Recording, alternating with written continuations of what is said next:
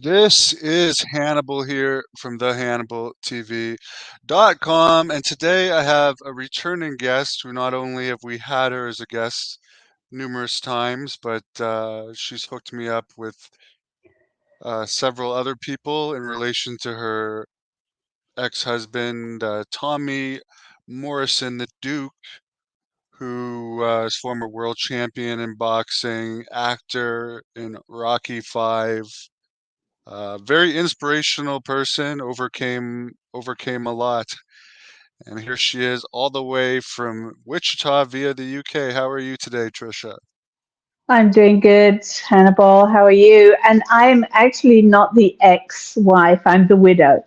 Just Widow. to correct you there. Yeah. Yeah, you were with him at the time of his passing.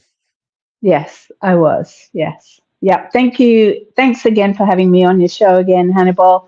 I think we were on a show together maybe 2 years ago, and stuff just still continues in this case for Tommy. So I'm just glad that you're giving me the opportunity to get true information out there. I really appreciate it. Very good. And for those that don't know, how did you guys meet? Because you weren't necessarily a boxing fan when you met him and you didn't really know who he was. I guess you found out fairly quickly. Well, actually, we were in the same city at the same time in 1996. I was working in Las Vegas. I had a good business there, a travel business, and Tommy was supposed to fight that night. That was February 10th, 1996. But we never actually physically met until 2009 in Wichita, Kansas. And you're right, I knew nothing about boxing. I come from the tennis world. I played junior Wimbledon. I coached tennis, lacrosse, swimming, everything and anything but boxing. I didn't know anything about the sweet science or even Rocky Five or even who really Tommy Morrison was. Yes, tennis is a lot different than boxing. And Yeah. Tommy's life, as mentioned, he did overcome a lot. He was very famous. He was a big crossover star.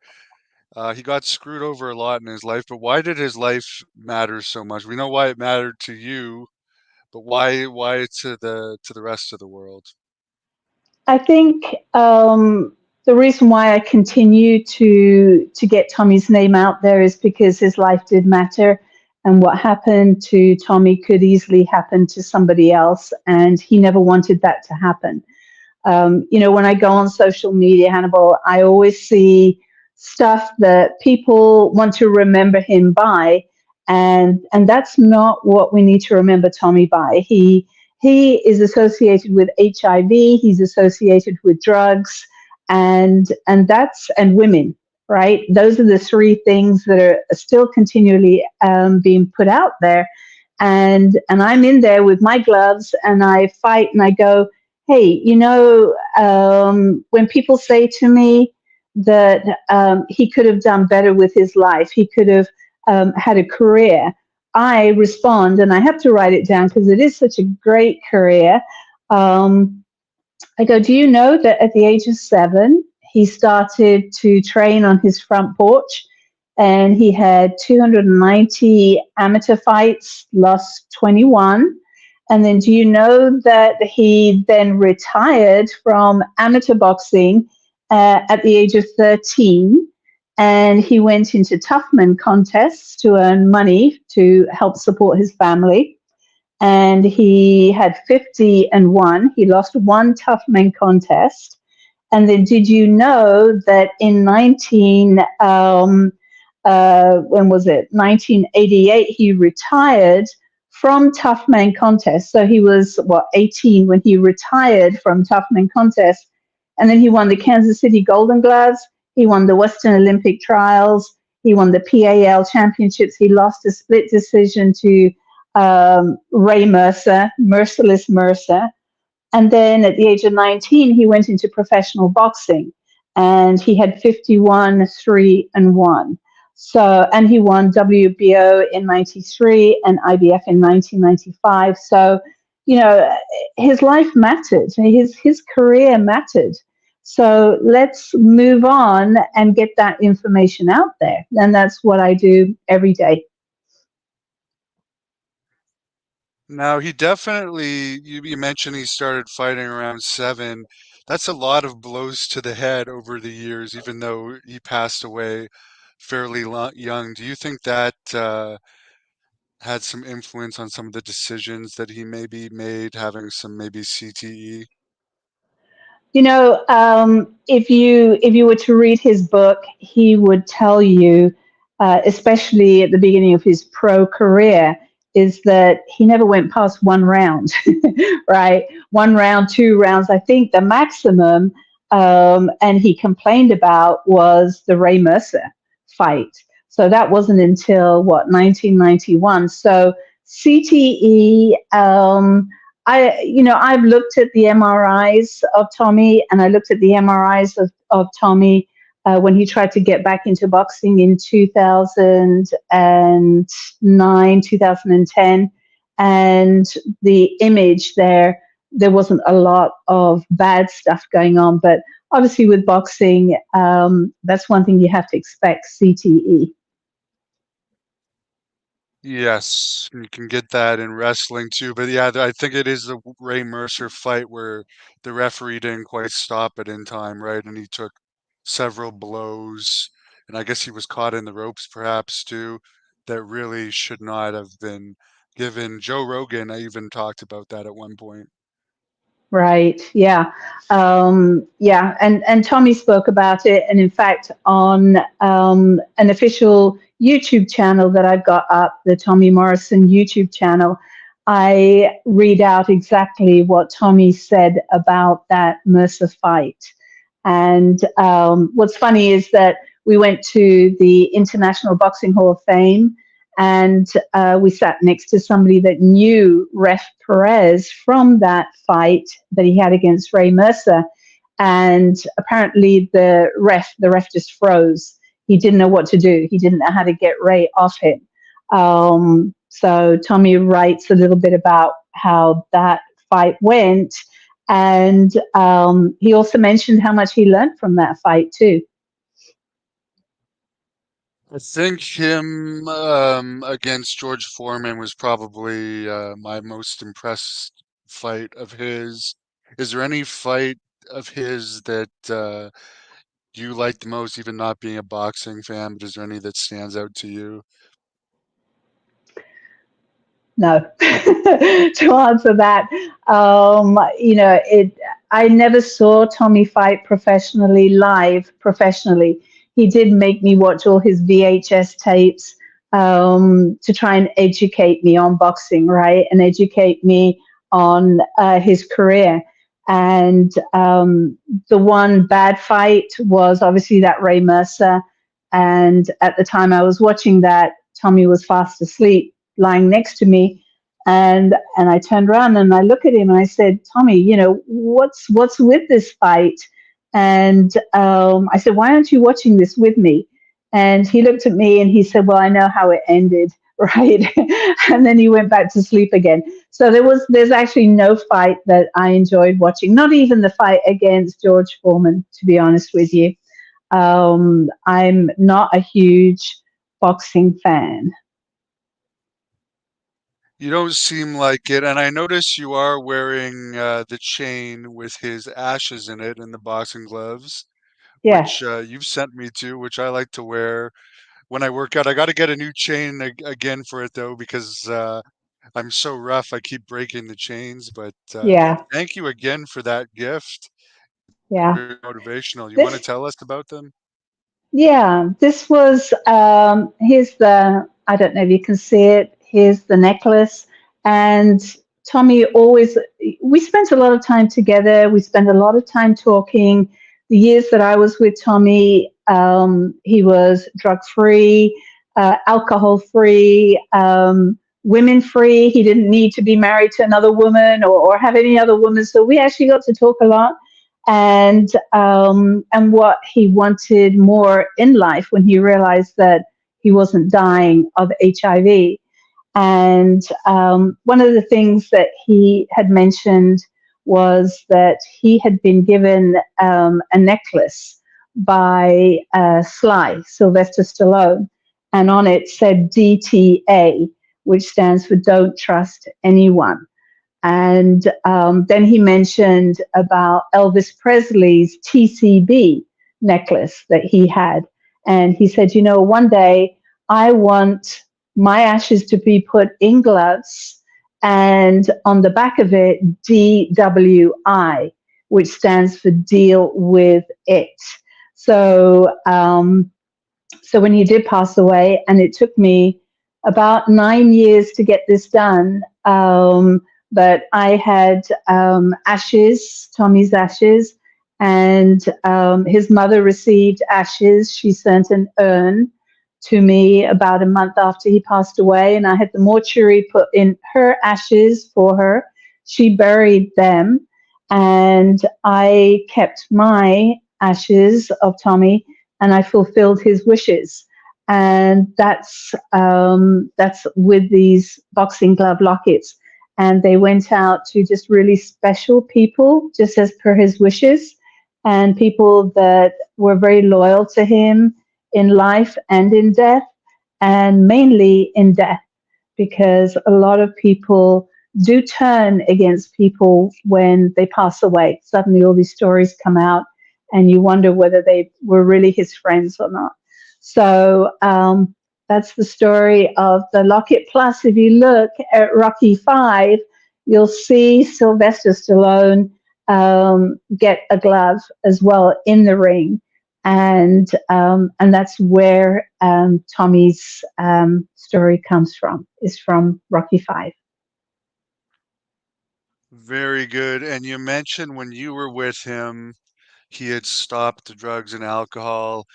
I know some of that had to do with you because you wouldn't put up with that, and people need Mm. positive influences on their life. But what made him turn to that? Because obviously he couldn't have been that. I know he was partying a bit when he was a boxer. You can't party that hard and fight as hard as he was, but I imagine it went down more after the false diagnosis. And how did he overcome it?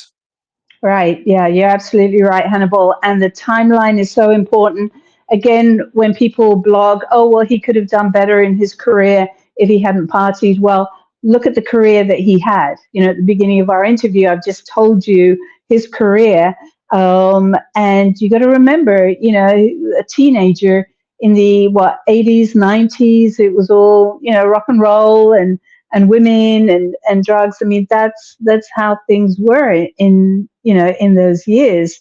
Now, I don't come from a background of drugs or drinking or anything like that, and to suddenly be with somebody who is on drugs and basically filling a void in his life. He got kicked out of his career. You look at his career, that's his life. His whole life was boxing, and it just disappeared in a vapor, just like that, as he mentions. So when he and I met, this was 2009, and he was broken. He was broke. He was on drugs. He was still drinking, and it was hard for me to see that. But I listened. I listened to why he was doing that, and basically I said to him, "Do you still want to do that? You know, I'm not a hooker. You know, I don't drink. I don't have tattoos, right? I'm not the right person for you. If you still want to do that lifestyle, like the media say that you're into, then that's it. Go get on with it." And it was at that time that he looked at me and he said, "No." And he literally did cry, and he said, "No, you're the right person for me. I don't want to do that anymore." So it wasn't easy. You know, you catch things like, for example, he couldn't wait to check the mailbox, right? And one day I went and saw what was in the mailbox, and it was syringes. Somebody was sending him syringes so that he could continue shooting himself up with Adderall, which is what he was doing.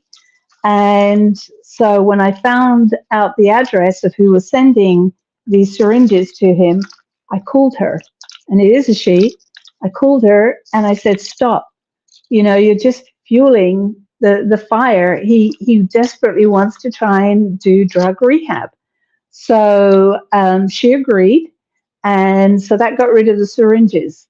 And then, of course, then he had to get rid of all the friends that were still texting him, and he didn't have to buy drugs, Hannibal. He was given drugs because it was so cool to be seen next to a heavyweight boxer that was spaced out of his mind. And that's how people enjoyed being around him. So he had to delete all of the numbers out of his cell phone and then sign up for drug rehab. And and he did it. And he would have excuses. He would say, "No, I'll drive myself there." And I'd go, "No, no, no, no. I've taken the day off. We're going to drive together." And I'd literally drive him, go walking into the drug rehab with him, and I would wait outside, and we would drive home. And we did that, and we continually did that. And so the drug results, and I've got a copy here, just one set. I don't know if you can see any of that on the screen. Can you see any of that? But it is negative. Negative for meth, negative for cocaine, oxycodone, all that sort of stuff. And he actually did drug rehab and successfully did it. So that's one of the things I do, Hannibal, is get out there. You can be absolutely desperate. You can have lost everything in your life, but there's still another chance, right? You can still try and do rehab, and he did it. And it wasn't the first time he had done drug rehab, but this time he literally said, "No, don't contact me. I don't want this. I want to do drug rehab." And he did it. I think the worst part was, getting rid of the so-called friends that aren't really your friends if they're wanting to see you spaced out. So that was the hardest part, and I took a lot of stick for it because obviously people were losing their heavyweight boxer, right? Their buddy that they could just see shoot himself up, but his life mattered, right? And I keep saying that. And anybody that's on drugs out there, he would say the same. You have another chance. And during his life, he actually helped some people that were on drugs and tell them that it's not worth it. Give it up. You've got a chance. You've got a life. So yeah, that's the drug situation. I've recently reread Mike Tyson's book, and he says the same thing. He Mm, didn't have to buy it. There was always someone to give it to him because they want to hang out with Mike Tyson. yeah, yeah, So that's that makes that's it even right. harder. Yeah, I having not been around boxers. I mean, I didn't even know who Mike Tyson was, right? I just remember Tommy saying that he could beat this boxer, and his name was Mike Tyson. So he would then talk to me about it. He would show me all the articles that he kept on it. He would say, in when I got kicked out of boxing in '96, I should have been fighting Mike Tyson. I had a contract with Don King to do that, and it just disappeared. But he was even thinking of naming our dog Tyson, right? And he wanted the media to get a hold of this, that Morrison was training Tyson. Sean is asking how old was he when he passed away, and you were actually with him when he passed away. Could you tell us about that? That must have been comforting to him, but I'm sure something you'll never forget. Yeah, something I won't forget. And I'll actually go into detail on that in the documentary that's being put together called I Am Tommy Morrison. And I go into detail about his passing. So, yeah. Well, and speaking of this documentary that you're putting together, could you tell us a bit about it, how it came about? And there's a lot of good things that you've been working on. There was recently an amateur boxing tournament that I think is going to be featured in the documentary that was in Yeah. honor of Tommy. Yeah, that's right. How the documentary is coming about is that right now, what's out there in the media is a documentary that was done by ESPN. And I'm sure everybody's seen it. In fact, 164 million people have seen it.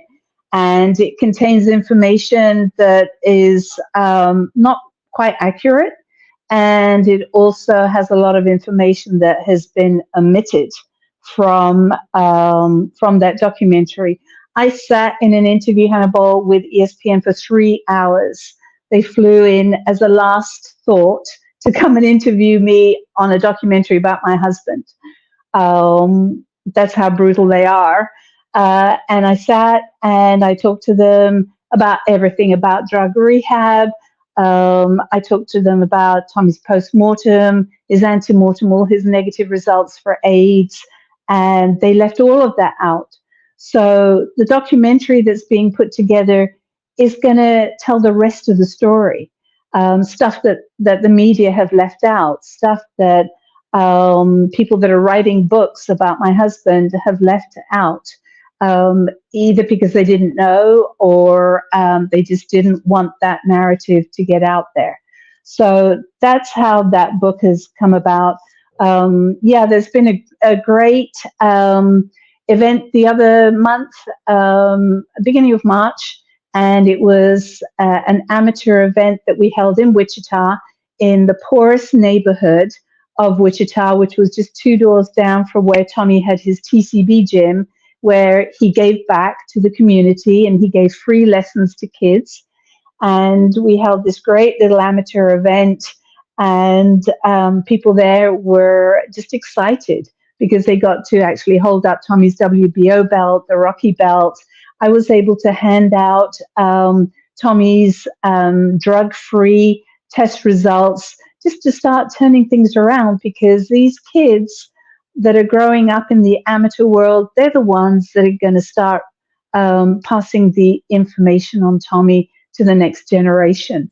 The WBO, they gave us nice little medals, drug-free, and they dedicated it to Tommy. We did a nice little certificate, so everybody that participated in that event can always remember Tommy. So, things are coming out now. It's like the tide is churning and the correct information is coming out. So I'm happy about that, and I know Tommy is.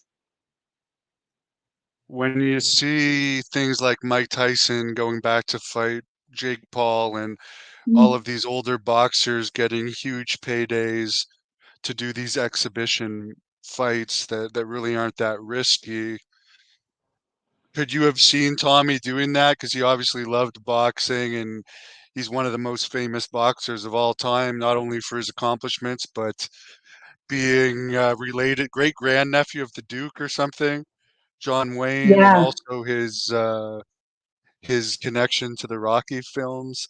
When you see all these older boxers getting into it, do you think he would have still been around in that capacity? Yes, absolutely. I think he would have signed up immediately. He did an exhibition fight in 2010, and Riddick Bowe was up there. But they did an exhibition fight for charity, right? There's a big difference between, what Tyson and Jake Paul are doing. They're actually earning millions and millions of dollars. What would be nice is that if they did exhibition fights, that they donated to charities for the retired boxers. Um, but I don't see any of that happening. I haven't seen anything in the news.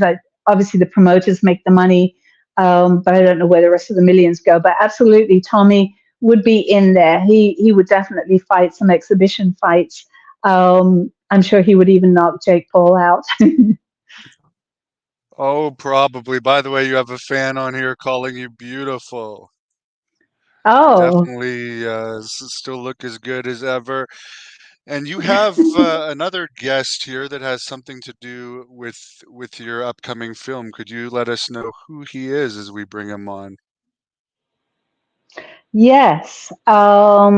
So he is from England, and there he is. And his name is Callum Johnston. And he has just been absolutely amazing. He's having to put up with me, right?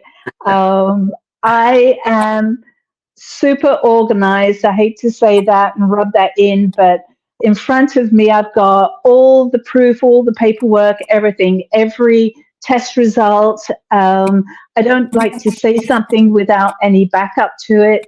And, I'll send Callum information, but ultimately, Callum is the one that is going to be out there and has been out there to do Tommy's story. Um, just a little bit of background. Tommy and I went to see The Wrestler. Um, was it The Wrestler? I don't know. The Fighter. Sorry. Mickey Ward's movie, the Fighter, right? And we came out of that, and Tommy looked at me and he said, "That's a good story, but mine is better." And he said to me, "Remember that when it comes to doing my story, that we will tell the whole truth, the good, the bad, and the ugly. And it's important that people know the truth and what I went through and what happened." So when I saw that ESPN documentary, I just felt that he would be so upset with seeing that. It was very dark. It left out the important bits of information like the antemortem and postmortem results scientifically concluding and proving that Tommy did not have HIV/AIDS when he died. It just left out a lot of information. And so I was hoping and praying for somebody just to approach me. Remember, Hannibal, that having fought now for Tommy for 10 years, the focus turned off from Tommy's story and turned on to me. Right? I was I was labeled as a gold digger. Right? Now, remember, when I met Tommy, he had no money. He classified himself as homeless. He had not paid his taxes. He hadn't paid his cell phone bill. Renewing his driver's license meant paying all the toll fees and everything. So call me a gold digger? No, that's just distracting from the true story.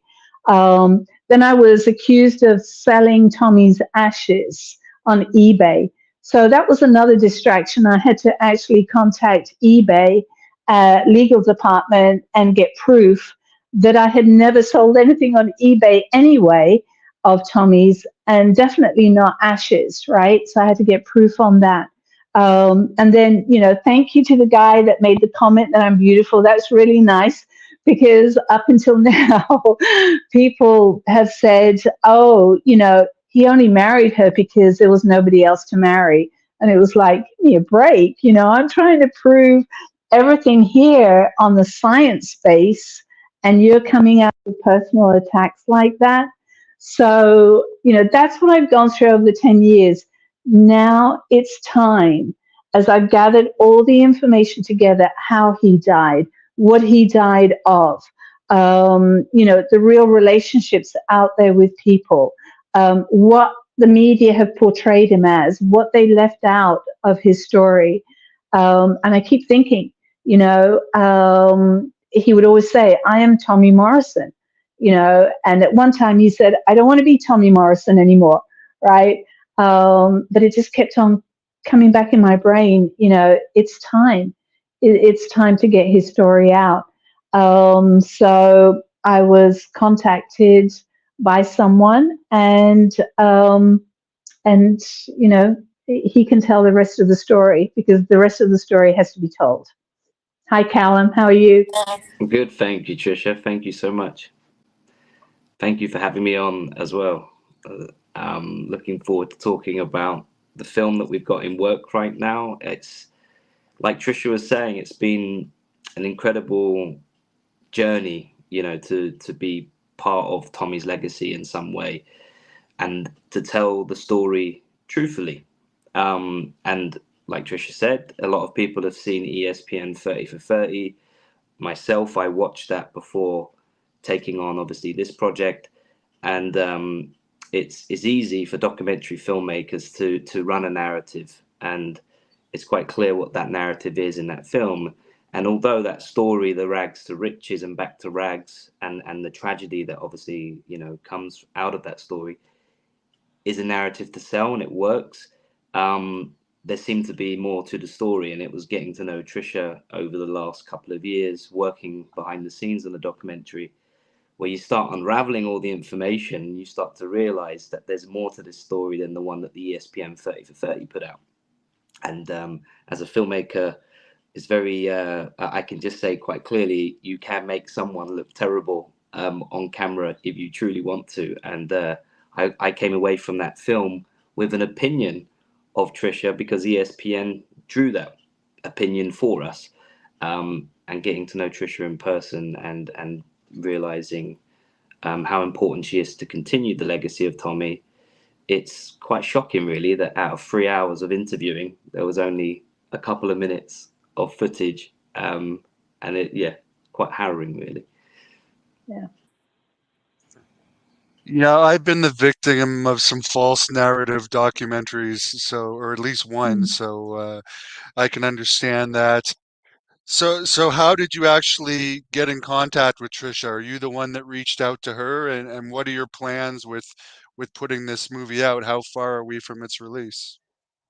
Yeah, so it came about. So it's during the pandemic time, COVID time.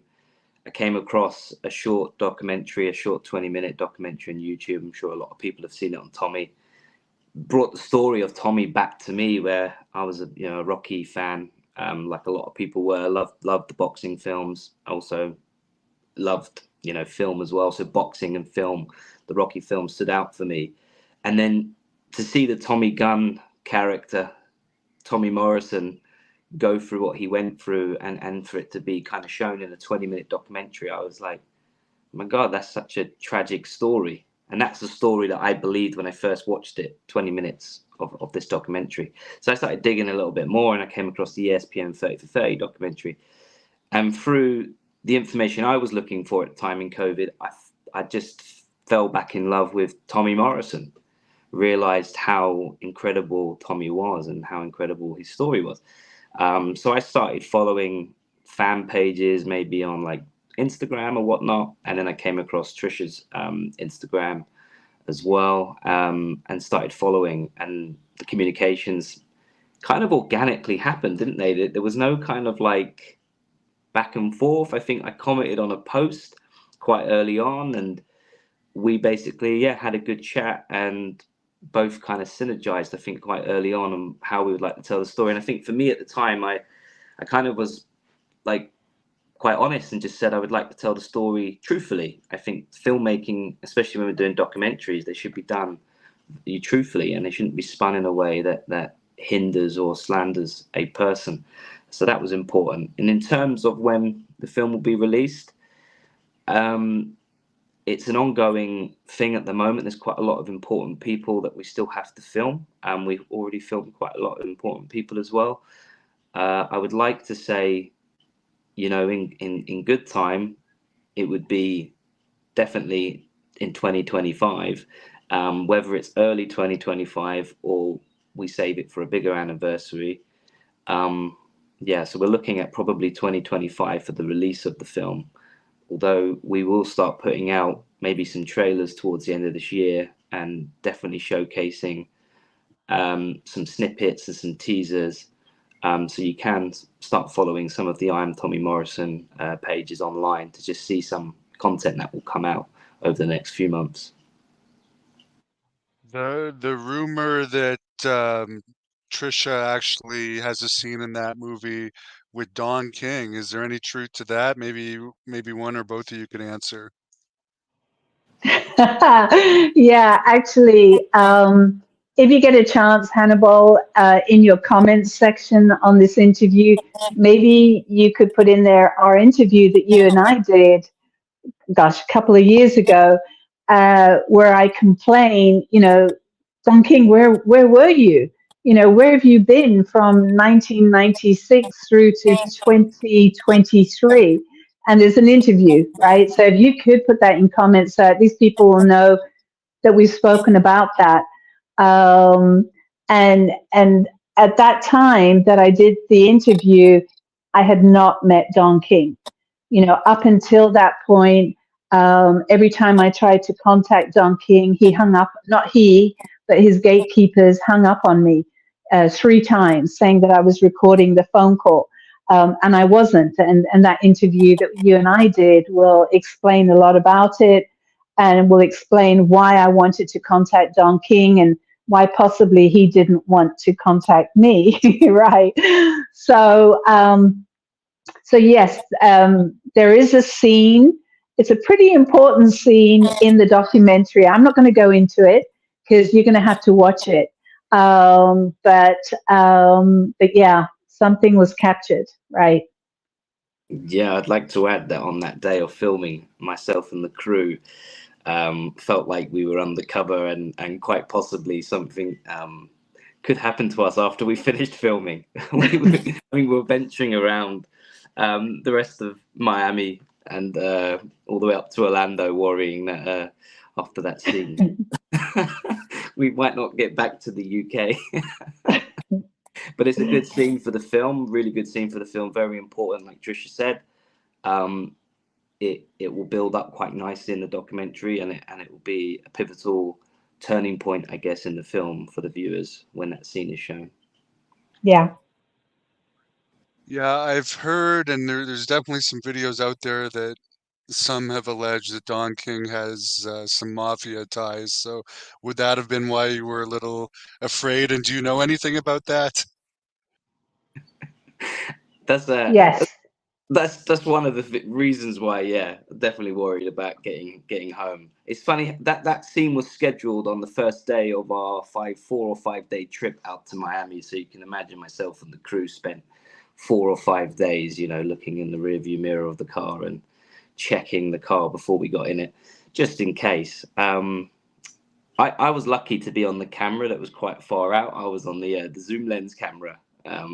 But yeah, our lead DOP camera op, Jacob, was right front and center. So was I. Yeah, you were right in the line of fire. Yeah. But anyway, Hannibal, you're going to have to just watch the documentary for all the details on that. Yeah, I'm looking forward to that. Someone was mentioning earlier, Sam, would it be on Netflix? Any chance of that? I wouldn't rule out Netflix as a possibility. However, what myself and Trisha discussed quite early on is essentially making the documentary in a non-profit venture. We want the film to go out to everyone, and we don't want the film to be something that people would have to pay for. And that would mean that Netflix would come under the banner of potentially being a service that people have paid for. But of course, if Netflix at the same time would like to take the film on and would like to be involved in the film, then it could go out to more people, then that avenue would make sense. But purely in the whole non-profit spirit of the film, we want the film to be seen by everyone and it not to cost people. And I think that's something that Tommy would have wanted for his story, people to not probably have to pay any money to see it. Yeah, and he definitely did, Callum. And I think that was one of the things that I had mentioned to you right from the beginning, is that Tommy had said, I want people to know my story. I don't want them to have to pay for it, because there's a lot of people that I feel I can save with my story. Can I just add as well, so that anyone who watches this video and sees, this is the thing, when people see that I'm linked in with Trisha, it changes the mindset of a lot of people I have private phone calls with. I would just like to add that Trisha signed on my contract with the film that she has no say in the edit and has no say in the side of what we want to kind of show in the film. And that's purely because there's firstly a trust there between a creative and from a producing point of view, that we agree to tell the truth and nothing but the truth. So there's full range for me as a producer and as a researcher into the film to take the story in the route that it needs to go in order to tell the truth. So yeah, there's no say from Trisha in the edit side, the editorial side of the film. However, being linked to doing the film and having Trisha in the film, some private conversations I have with people who we've reached out to be in the documentary will not feature in the doc, because they're under the impression it's going to go a certain route or it's going to go a certain way, and they don't want to be involved in the documentary. I find that fascinating because a few people may have jumped on the ESPN narrative quite quickly and quite freely. And if they want to be involved in a story that's going to tell the truth and nothing but the truth and leave a great legacy for Tommy in film, they should be part of this film, because at the end of the day, the ESPN film did nothing but kind of make Tommy's legacy feel a bit tarnished. It went down that kind of negative, sad route where we're kind of left with the horrible USA flag ripped up at the end on the grave. And it kind of left the viewer in this sense of that this was sad and gloomy, and we should be gloomy about Tommy's legacy.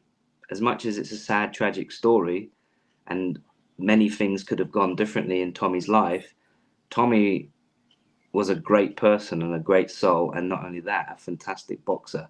And that's what people should be remembering.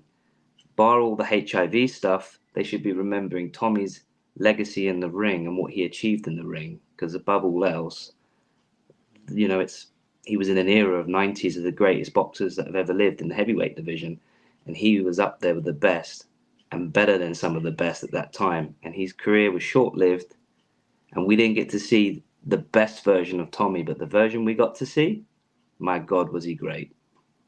Yeah, and also Callum and Hannibal and anybody that's listening, is you have to remember that Tommy wrote some of his own books, right, about his own life, and he also wrote a list of the people he wanted in his movie, okay, in his documentary. So that list of actors and friends and whatever, that's the list that I've sort of passed over to Callum, or I've contacted them because we've been in contact since Tommy's death. And I go, hey, you were on Tommy's list here. Would you like to be in his documentary? Right. So, I am continually fulfilling Tommy's wishes. I have my place where I live with all his belongings, all the newspaper cuttings that he had, with little notes on here. And so I see the people that he had a relationship with, or that he kept their words, and I just feel, or their photo, and getting to be in contact with them and then having them part of his life story is something that they want too. If you truly were a friend and somebody that enjoyed working with Tommy or fighting against Tommy or being in his family, why would you not want to be in Tommy's life story if you were important to him? And of course, you wanted me to bring this picture up. A lot of people imagine that the last picture of him, it would be like his mug shot, which was taken when he went into jail, which obviously was a bad time in his life. And you're showing this other picture where he looks much healthier, after you guys had already been going out. So what do you have to say about this, Trisha?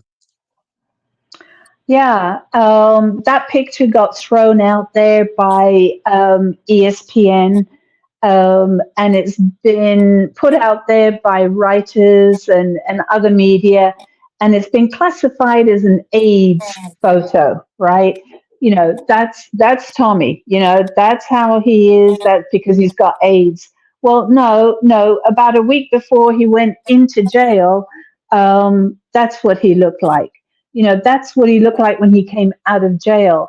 So it's something that has to be clarified, and it will obviously be part of the documentary as well, because nowhere do people mention that he was stuck in solitary confinement 23 hours a day. He had his ankles changed, he had his wrist chained, he lost 25 pounds in jail. He came out of jail with an insect bite to his chest that had to be drained. It led to gauze, surgical gauze being left in his chest. So from that photo, everybody thinks that that's an AIDS photo. Well, no, it's got nothing to do with AIDS. It's what happened to him in jail. So I'm throwing that photo back out at everybody. And people are like going, wow, we didn't know he was even in jail. We didn't even know about the spider bite. Yes, and of course the spider bite is what ultimately led to his death, the infection. As far as solitary confinement, was that because they wanted to keep him away from the general population because prison can be a very dangerous place and he's a celebrity? It could be. I mean, I kept his wristband that he was given, or made to wear. And on here, it says security class maximum.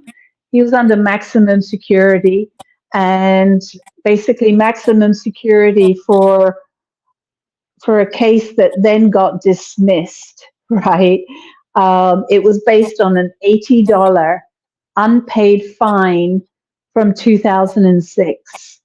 So what he was put through was just terrible. And yeah, that photo that you put up there, I found, he obviously found a piece of paper, a little scrap piece of paper that he could write a note to me on. And it says, bring my phone fully charged, smokes, a hug, and a smile. Much more to say, love. I just can't make it happen. Talk tomorrow. Right. So he went through quite a lot in that month of jail time. And again, we'll go into that in the documentary. I think Yes, what and I was falsely put in here in Canada for 3.5 weeks, and I can probably imagine that the month felt like a lot longer Yeah, with what he probably had to go through in there, particularly dealing with the infection as well. that's right. Yeah, I went to the jail about 2 years after Tommy died, and I asked for all the paperwork when they admitted him and everything, and the medical as well. And I wanted to know if they had done any medical treatment on the insect bite that he came out with. And there's nothing documented. So that's the insect bite. And it was either a brown recluse or a spider bite that had just been infecting the side of his chest. Horrible. So Callum, as far as the medical research into this for the film, who are some of the people you've talked to, if you're allowed to share any of that? so we have discussed in terms of like the medical research side with the right qualified physicians and scientists who understand the HIV virus as well as doctors. So for us, it's making sure we've got the right people who can understand HIV. That's the important part of the documentary, because we will bring that obviously into the biopic. I can't go into detail right now with who we have got involved, because pretty much everyone that we've interviewed is kind of not out there in terms of names. So I don't know if Trisha would like to talk more on that behalf, but I think it's safe to say that we will have the right people discussing it from a scientific point of view, and what Trisha might say is not the sweet science, but actual true science, and could break it down clearly for us and for the viewer. Yeah. So even a 3 or 4 year old could understand the information. That's the goal with the HIB segment. Yeah, and also because this documentary is going to be out there for any age. You know, we're not going to say it's just for adults or whatever. It's children also have got to learn about Tommy. One thing you'll notice if you compare ESPN to what the true official Tommy documentary is going to be, is that ESPN did not interview a physician. They never interviewed a physician. They got their information from the mother, the brother, the uncle, the boy down the road, the ex-wife. The information that's going to be out there in Tommy's official documentary is actually going to be scientific information. So that would be a big difference right there. How long was he married to his ex-wife, and have you had to deal with her much since his passing? Is that somebody's question that came in, or is that your question? Well, it's mine, so you could ignore it if you want. I won't hold a grudge against you. You know, it's something that I just can't understand. You know, when Tommy and I met, I didn't take him away from any ex-wife. He has 2 ex-wives, both of whom I've actually met during the depositions that they participated in the 10-year lawsuit that I went through for Tommy to gather all this information right here. So as for connections, that's really the only connection that we physically have had is at a deposition of his first ex-wife and a deposition of his second ex-wife. You know, I didn't meet Tommy while he was married to either of them. I have been asked, would I marry Tommy if he was already married? And I'd go, hell no. You know, somebody's married. You don't go marrying somebody else's husband. So have I had any connection with them? No, but I know that I do get attacks from maybe people that I don't know why, you know, that probably know them. Yeah. And I think I've heard you say before that, like, he wasn't someone that would have a lot of people wanting to marry him at the time. I mean, he did a stint in jail when you were with him. His health wasn't good. He owed a lot of money. You already brought up you helped him overcome a drug issue, which he may not have actually overcome without your motivation, because you have to break the habit and break the cycle of people you're hanging out with and stuff.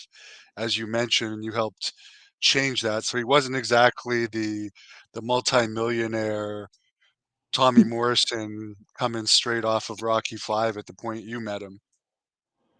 No, that's right. Um, he was a totally different man.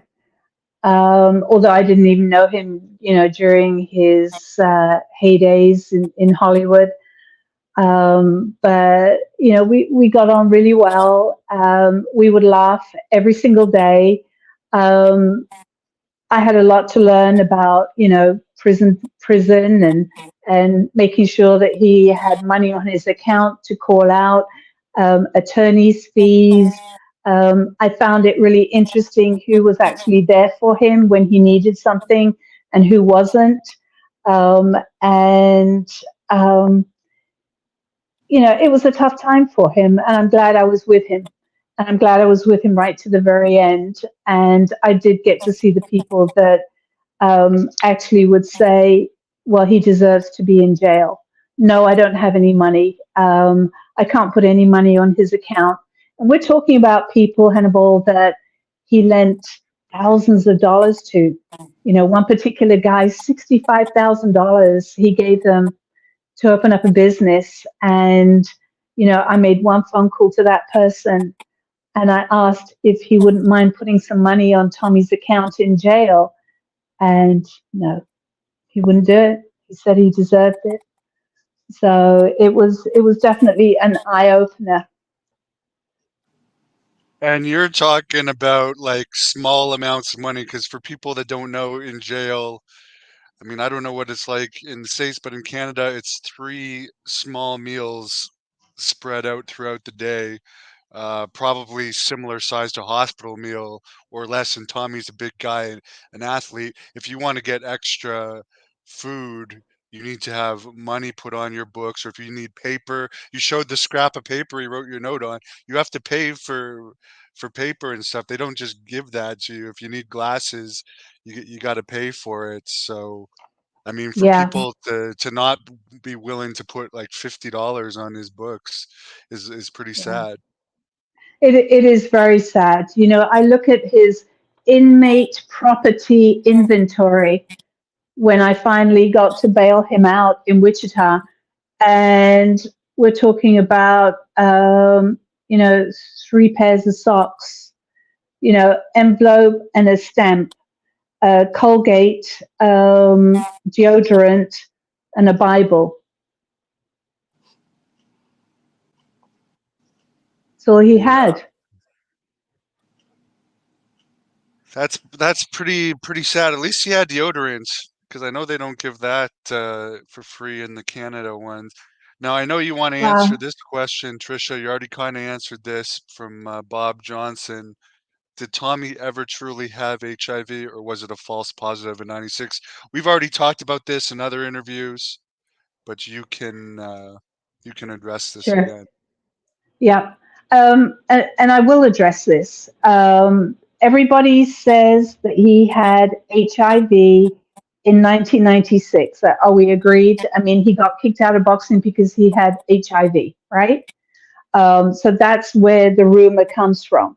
So let me address that, because I think that that's really important. So in the lawsuit that I filed, because when Tommy actually died, I had a post-mortem done on Tommy. They asked me, do you want a post-mortem? And I said, absolutely. And I said, you know what? I want you to find the virus. I want you to find the HIV virus in Tommy. And if you find it, put it on the death certificate.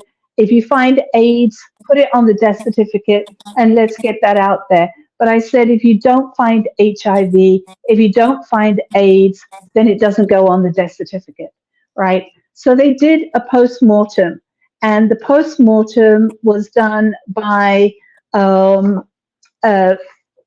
Philip Smith, distinguished Dr. Philip Smith, Dr. Stephen Hinrichs, and these are quite superior guys in the medical industry.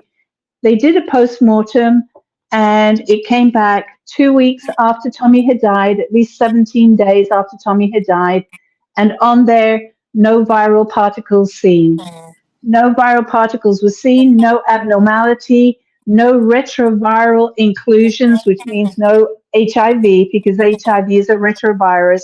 No retroviral budding is present. There wasn't even HIV infection. And that's what his post-mortem came back with. So while I'm waiting for his post-mortem to come back, the media had gone crazy, and they said, well, Tommy was diagnosed with HIV on February 10th, 1996 by the Nevada State Athletic Commission, and therefore he died September 1, 2013 from AIDS. Well, in the perfect world, you know, if you have the virus and it progresses and you get AIDS, you've got AIDS, right? But let's go back to 1996. Here is the lab report. And again, I don't know if you can see it, but here is the lab report. It's actually in court documents. And I've got all the corrections on there. Okay, the lab report has Tommy aged 99 years old. The lab report has a doctor's name, Robert Voy, who never ordered this test. The lab report says that the blood was stored in a toxicology freezer. Why would you freeze blood if you're going to test it for HIV?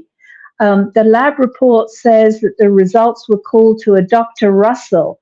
Well, this lawsuit finds that there was no Dr. Russell that was in Vegas that during that time that was even available to report to.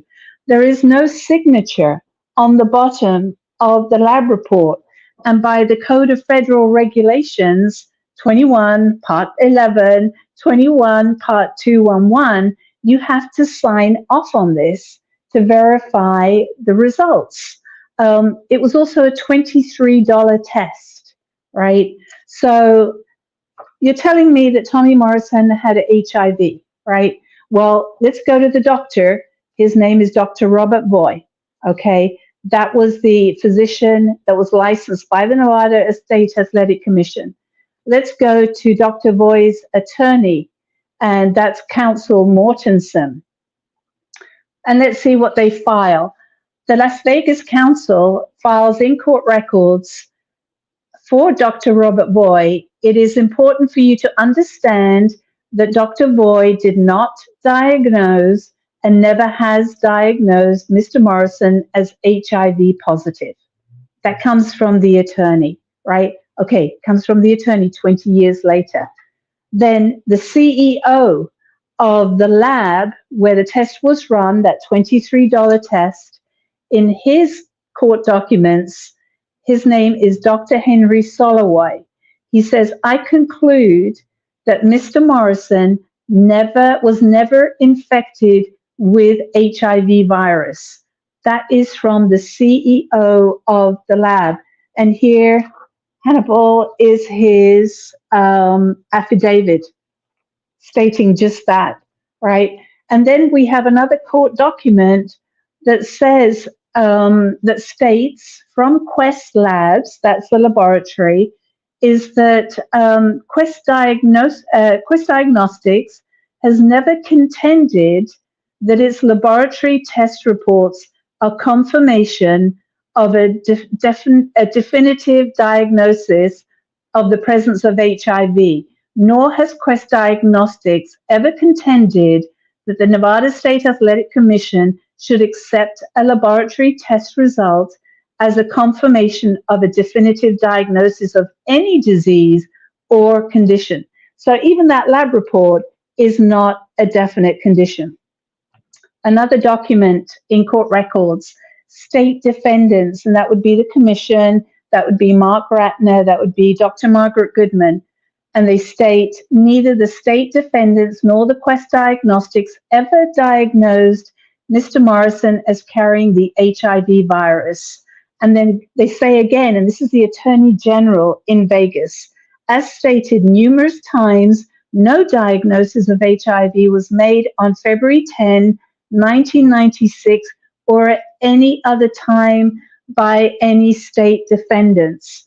Another court document. So I'm bringing this up because this is what we were told, is that, and this is what Tommy was told, is that he was diagnosed with HIV in 1996. And so another document, docket 174, and this can all be pulled up, it says plaintiff, and that would be me, I'm the one that filed the case. Plaintiff now recognizes that neither the state defendants nor the Quest Diagnostics ever diagnosed Mr. Morrison as carrying the HIV virus. Plaintiff additionally agrees with the defendants that Mr. Morrison was never diagnosed with the human immune deficiency virus in Las Vegas in February 1996 by any defendants. And that's 20 years later, you know. And then you've got the Dr. Berliner, who was at the weigh-in. He also comes out with his statement and his affidavit, right, signed under oath. And he goes, I have this day examined the above named person and find them in physical condition to engage in boxing contest or wrestling exhibition for the above date, and that's signed by the physician. Then the judge himself in Vegas says, we wouldn't even be having this discussion if the test was specific for the existence of the virus or not. That's obviously why there's even the possibility of a claim. The test didn't test for the virus, and that's the judge, and he's a federal judge. This was at federal court. And then you've got Bob Bennett, who used to be the executive director of the Nevada State Athletic Commission, his documentation, signed under oath, says Morrison was not indefinitely suspended on February 10, 1996. What? You know, the whole world knows that he got kicked out, he got suspended. And then what comes out, Hannibal, and anybody that's still listening to me, right, is Exhibit TM0015 that's produced by the defendants that actually lifts the suspension that Tommy was placed on July 11th, 2006. And they lift the suspension. Okay. And then another one here. It says, and this is docket 217 in federal court, this honorable court should not lose sight of the fact that no one diagnosed Mr. Morrison with HIV on February 10, 1996. And that's coming from the Nevada State Athletic Commission. That's not coming from me. I'm just a messenger of all that, right? So was he diagnosed? Did he have HIV in Vegas? No, he did not. And then if I want to go a little bit further here, there is a law in Nevada that says, it's under NRS 467.115, that says a person making false oath in a matter before the commission or a hearing examiner is guilty of perjury, which is a category D felony and shall be punished as provided in NRS 193.130. So in other words, why would any of these guys in this lawsuit for the commission jeopardize their career and be guilty of perjury? So no, he did not have HIV. And that's as per the commission in Vegas. That's also as per the scientists that did his postmortem and the scientists that did his postmortem and antemortem. So they all jive up. So nothing happened in Vegas, right? Nothing happened in Boston, Massachusetts, where he was tested. Nothing happened in Omaha, Nebraska. Nobody has provided any proof of the virus itself. Does that answer your question? A very extended answer to that question, and we have to wrap up here soon. But I'll bring Callum back on. Is there anything you guys would like to say about the movie before we wrap here today? Could I just add the importance of us titling the film as an official biopic? The ESPN one will never be an autobiography or a biopic for Tommy. It can't be. The reason being is because the I Am Tommy Morrison film will be told in Tommy's words. Tommy wrote this film. Not only did he live the film, and we see the history of Tommy played out to us in the public eye, but the personal stories, all the things that Tommy felt and believed and held true to himself, he wrote them down. He recorded them before he passed away. And that's the narrative of the story. It's all driven from Tommy's memory of events. So it truly is Tommy's official biopic. Yeah, totally agree. And where can we follow you guys to stay up to date on this biopic and all the other news? Yeah, so on X, formerly Twitter, you can follow official_biopic, and it's I Am Tommy Morrison is the title name, and then the tagline is at official_biopic. Instagram, it's just the handle is at I Am Tommy Morrison. There's a Facebook page as well, which will details a bit later onto the Facebook page, but Instagram will be the main kind of Instagram, and X will be the main place to probably find the details out for it officially. And there will be a website that's going to go up soon as well, which will be an official website for the documentary, which will have exclusive BTS and other content, and maybe some snippets from the interviews released over the next few months. So definitely stay in touch with some of the pages that were on, some of the social handles, because information for the film will be coming out soon. And Trisha, I know you're all over the internet. You want to let us know where we can follow you? Your account, yours is the Tommy Trisha Morrison accounts, I believe. That's right. Yeah. Yeah, you can follow on Twitter/X, also on Instagram and Facebook, and easy to find. I'm the one that's out there every single day reminding people about Tommy and his stories, and just putting good stuff out there. So yeah, please follow. You are a fighter, and he's blessed to have met you because I don't think anyone else there'd be a rare person that would be fighting this hard for so long after. You're a very loyal person, so he's very lucky. You're a great wife to him, even all these years later. Yeah, thank you. Well, he was a human being, and he deserves to be remembered, and in a good way. So I'm honored to be here to be talking about him, for him, and I just know he's watching us, and things are starting to look good for him, and I'm happy.